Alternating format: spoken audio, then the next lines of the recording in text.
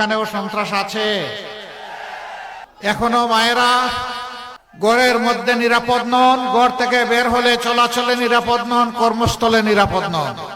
এখনো প্রিয় দেশে চাঁদাবাজদের ভয়ে মানুষ অস্থির, মামলাবাজদের ভয়ে সাধারণ নিরীহ মানুষ অস্থির। দুর্নীতি আমাদের সমাজকে আগাগোড়া একবারে ছেয়ে ফেলেছে।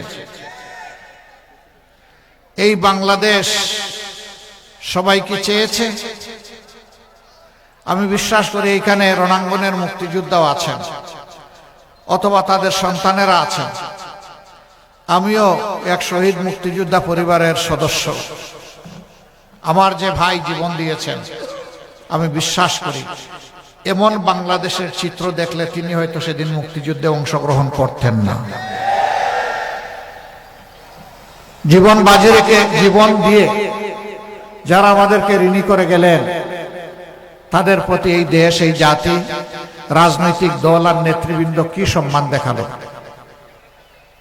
তাদের তো স্বপ্ন ছিল একটি ন্যায় সাম্যের বাংলাদেশ তারা কায়েম করবে। মানুষের জীবনে অর্থনৈতিক মুক্তি আসবে, সন্তানরা সুশিক্ষা পাবে, আবাল বৃদ্ধ বনিতা তারা তাদের স্বাস্থ্য পরিচর্যার সমস্ত অধিকার ভোগ করবে, সমাজে নিরাপত্তা থাকবে এবং ন্যায় বিচার নিশ্চিত হবে। আসলে কিছুই হলো না। কার কারণে হলো না? এর জন্য কি সাধারণ জনগণ দায়ী? অবশ্যই না। দফায় দফায় যারা দেশ পরিচালনার সুযোগ পেয়েছিলেন, ভালো যদি কিছু করে থাকেন এইটাও তাদের কৃতিত্ব, অপকর্ম যদি কিছু থাকেন তারও দায় তাদের।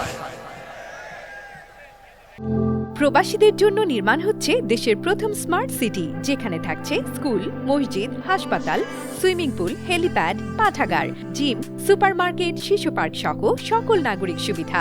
মাত্র ৩০ লাখ টাকা বিনিয়োগে মিলছে আকর্ষণীয় ফ্ল্যাট। প্লাটিনাম ইনভেস্টরদের জন্য ঢাকা বিমানবন্দরে ভিআইপি প্রোটোকল সুবিধা। বিস্তারিত জানতে যোগাযোগ করুন স্ক্রিনে দেয়া হোয়াটসঅ্যাপ অথবা ইমো নাম্বারে।